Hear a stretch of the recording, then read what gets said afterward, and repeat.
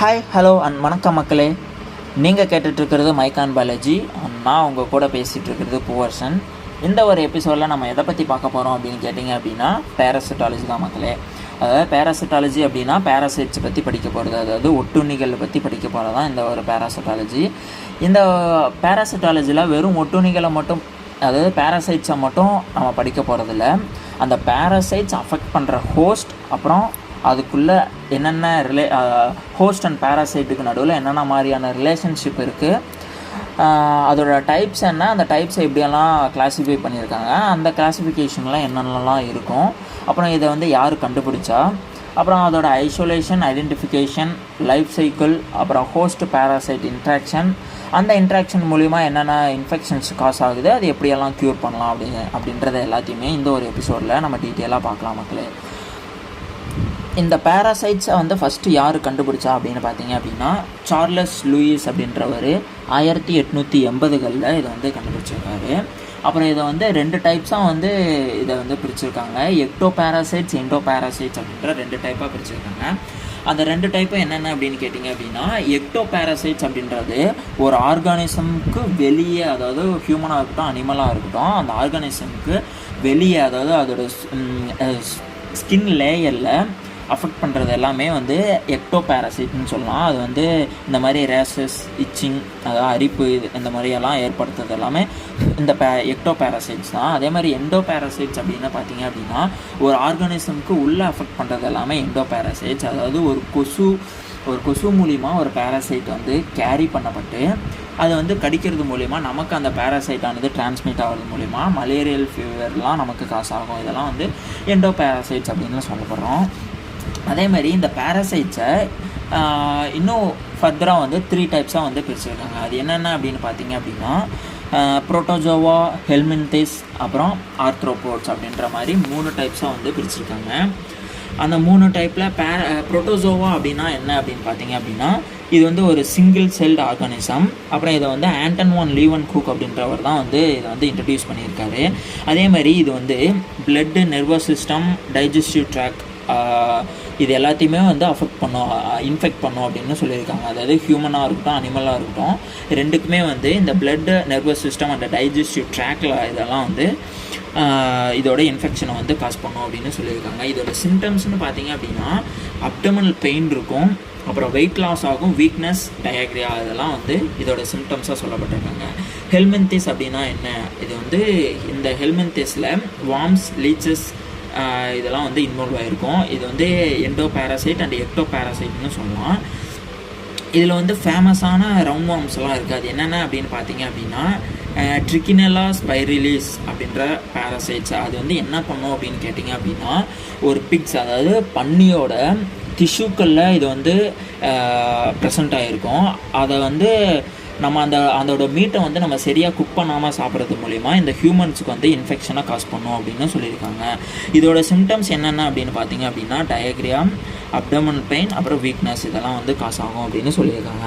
அடுத்து ஆர்த்ரோபோட்ஸ் அப்படின்றது எக்ஸோஸ்கெலிட்டான் அப்படின்னு சொல்கிறாங்க. அதாவது இந்த வண்டுகளுக்கு மேலே இருக்க அந்த ஓடெலாம் கொஞ்சம் திக்னஸாக இருக்கும். அது எதுக்கு அப்படின்னு பார்த்தீங்க அப்படின்னா, அந்த வண்டுக்கு எந்தவித அஃபெக்ஷனும், அதாவது டைரெக்டாக மேலேருந்து வரக்கூடாது அப்படின்றதுக்காக தான் அந்த எக்ஸோஸ்கெலிட்டான் ஆனது ப்ரெசென்ட் ஆகிருக்கும். அப்புறம் இதோட எக்ஸாம்பிள் பார்த்தீங்க அப்படின்னா, மஸ்கிட்டோஸ், அதாவது கொசுக்கள்லாம் மலேரியா அண்ட் எல்லோ ஃபீவர் இதெல்லாம் காஸ் பண்ணும்ல, அதனால் இந்த கொசுக்கள் இதெல்லாம் இந்த ஆர்த்ரோபோட்ஸில் ப்ரெசென்ட் ஆகிருக்கும். இதோட சிம்டம்ஸ் அப்படின்னு பார்த்தீங்க அப்படின்னா, abdominal pain, weight loss, fatigue, vomiting, இதெல்லாம் இதோட சிம்டம்ஸ்னு சொல்லியிருக்காங்க. அதே மாதிரி இந்த பேராசைட்ஸில் என்னென்னலாம் இன்வால்வ் ஆகிருக்கும் அப்படின்னு பார்த்தீங்க அப்படின்னா, இன்செக்ட்ஸ், அதாவது பூச்சிகள், உண்ணிகள், அட்டைகள், அப்புறம் புழுக்கள், கொசுக்கள், அப்புறம் ஈக்கள், இதெல்லாமே இந்த பேராசிட்டாலஜியில் இன்வால்வ் ஆகிருக்கும்.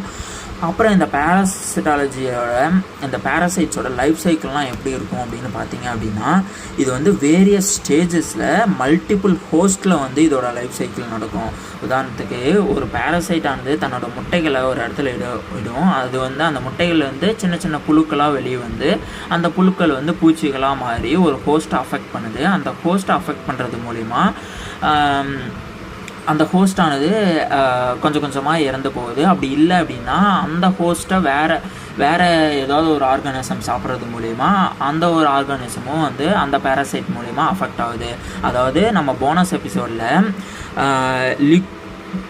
லியூகோக்ளோரிடியம் பேரடாக்சம் அப்படின்ற ஸ்னெயில்ஸ் எல்லாம் வந்து சிஸ்டோசோமியாசிஸ் அப்படின்ற பேரசைட்ஸ் மூலிமா அஃபெக்ட் ஆகிறது மூலிமா அதோட கண்கள் இருக்கிற இடத்துல அந்த பேரசைட்டானது வளரும். அது வளர்ந்து அதோட மூளையை அஃபெக்ட் பண்ணி அதை வந்து சூசைட் பண்ண வைக்குது அப்படின்னு சொல்லியிருப்போம்.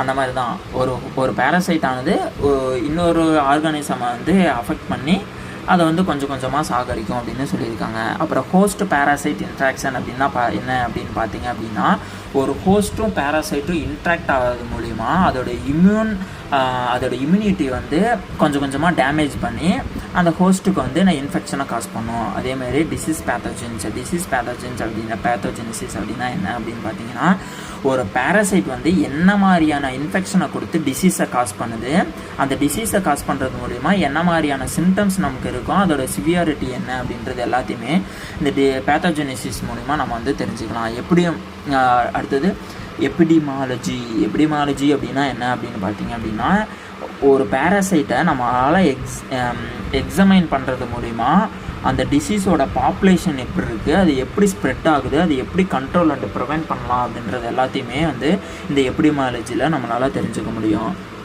அடுத்தது டயக்னோசிஸ் அண்ட் ட்ரீட்மெண்ட். ஒரு பேராசைட்ஸை நம்மளால் டயக்னோஸ் பண்ணுறது மூலிமா அதுக்கு என்ன மாதிரியான எஃபெக்டிவ் ட்ரீட்மெண்ட்ஸ் எல்லாம் கொடுக்கலாம் அப்படின்றது எல்லாத்தையுமே இதில் தெரிஞ்சுக்கலாம். அப்புறம் ப்ரிவென்ஷன் அண்ட் கண்ட்ரோல்னு பார்த்தீங்க அப்படின்னா, ஒரு பர்டிகுலர் பேராசைட்டை எப்படியெல்லாம் கண்ட்ரோல் பண்ணலாம், அதோட இன்ஃபெக்ஷனை வந்து எப்படியெல்லாம் கண்ட்ரோல் பண்ணலாம், அப்புறம் நம்ம சுற்றி இருக்கிற இடத்தெல்லாம் நம்ம எப்படி க்ளீனாக வச்சுக்கிறது மூலிமா நம்மளை வந்து இதோட ப்ரிவென்ஷன், அதாவது சுற்றி இருக்கிற இடத்த நம்ம க்ளீனாக வச்சுக்கிறது மூலிமா எப்படி நம்ம ப்ரிவென்ட் பண்ணலாம் அப்படின்றது எல்லாத்தையுமே பார்க்கலாம். உதாரணத்துக்கு கொசுக்கள் தொல்லை அதிகமாக இருக்குது அப்படின்னு பார்த்தீங்க அப்படின்னா, நம்ம சுற்றி இருக்கிற இடத்தெல்லாம் க்ளீனாக வச்சுக்கிட்டோம் அப்படின்னா கொசுக்கள் தொல்லையும் இருக்காது, நமக்கு மலேரியா டெங்கு போன்ற ஃபீவரும் நமக்கு காசாகாது. அதே மாதிரி ஒரு மீட் ஆர் வெஜிடபிள்ஸ் நம்ம சாப்பிட்றோம் அப்படின்னா அது வந்து க்ளீன் பண்ணி நல்லா குக் பண்ணி சாப்பிட்றது மூலிமா நமக்கு வந்து எந்த வித டிசீஸும் வந்து அஃபெக்ட் ஆகாது அப்படின்னு சொல்கிறாங்க. அடுத்தது இந்த பேராசிட்டாலஜியில் ஐசோலேஷன் அண்ட் ஐடென்டிஃபிகேஷன்லாம் எப்படி இருக்குது அப்படின்லாம் பார்க்கலாம். அதாவது ஐசோலேஷன் அண்ட் ஐடென்டிஃபிகேஷன் இன்வால்வ் ஆகிறதுக்கு சில லெபார்ட்டரி டெக்னிக்ஸ், மெத்தட்ஸ் இதெல்லாம் நிறையா இருக்குது. அதெல்லாம் என்ன அப்படின்றதெல்லாம் பார்க்கலாம் டீட்டெயிலாக. அதாவது நம்ம கிளினிக்கல், என்விரான்மெண்டல் ஆர் வெட்டினரி சாம்பிள்ஸை கலெக்ட் பண்ணுறது மூலிமா வேரியஸ் ஸ்டெப்ஸை யூஸ் பண்ணி இதோட ஐசோலேஷன் அண்ட் ஐடென்டிஃபிகேஷனை நம்மளால் நடத்த முடியும். அதாவது இந்த வேரியஸ் ஸ்டெப்ஸ்னால் என்னென்ன அப்படின்னு பார்த்தீங்க அப்படின்னா, sample collection, preparation, microscopic examination, molecular methods, இதெல்லாம் அப்புறம் சில டெக்னிக்ஸ் எல்லாம் யூஸ் பண்ணி இதோட ஐசோலேஷன் அண்ட் ஐடென்டிஃபிகேஷனை நம்மளால் ஈஸியாக தெரிஞ்சுக்க முடியும். சாம்பிள் கலெக்ஷன் அப்படின்னா என்ன அப்படின்னு பார்த்தீங்கன்னா, இந்த stool sample, blood sample, tissue biopsies, urine sample, skin swabs இதெல்லாம் கலெக்ட் பண்ணுறது மூலிமா நம்ம இன்டெஸ்டினில் என்னென்ன பேராசைட்ஸ் இருக்குது, அதாவது புரோட்டோசோவா, ஹெல்மின்திஸ் போன்ற பேராசைட்ஸ் இருக்கா அப்படின்றது எல்லாத்தையுமே நம்ம ஸ்டூல் சாம்பிள் கலெக்ட் பண்ணுறது மூலிமா தெரிஞ்சுக்கலாம். அதேமாரி blood borne parasites like plasmodium and trypanosoma போன்ற பேராசைட்ஸ் வந்து பிளட் சாம்பிள்ஸில் இருக்கா அப்படின்றது எல்லாத்தையுமே நம்ம பிளட் சாம்பிள் கலெக்ட் பண்ணுறது மூலிமா தெரிஞ்சுக்கலாம்.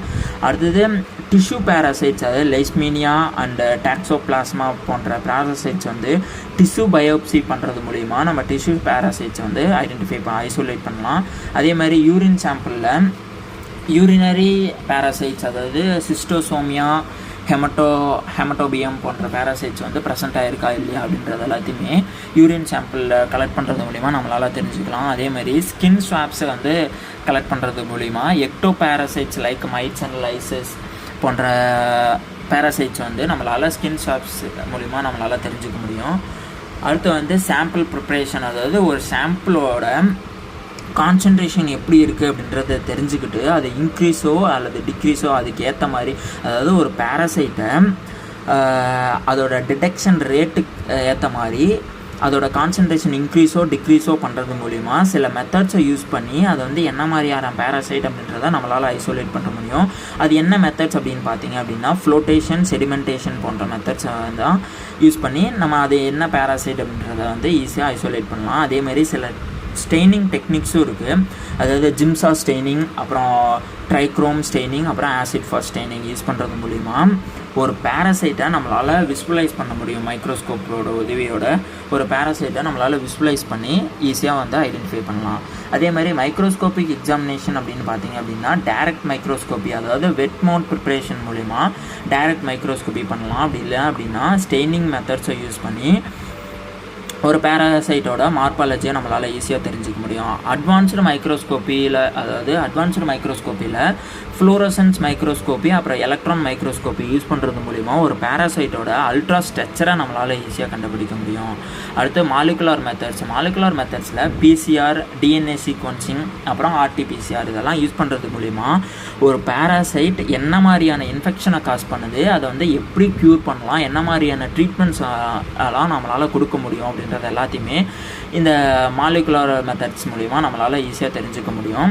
அப்புறம் சீராலஜி மெத்தட்ஸில் எலைசா, அதுக்கப்புறம் ஆர்டிடி, அதாவது ரேபிட் டயக்னோஸ்டிக் டெஸ்ட் இதெல்லாம் பண்ணுறது மூலிமா நமக்கு சீக்கிரமான ரிசல்ட்டும் கிடைக்கும். அதே மாதிரி இந்த ஒரு பேராசைட்டில் ஆன்டிபாடி அண்ட் ஆன்டிஜென்ஸோட டிடெக்ஷன் இருக்கா அப்படின்றது எல்லாத்தையுமே நம்மளால் ஈஸியாக தெரிஞ்சுக்க முடியும்.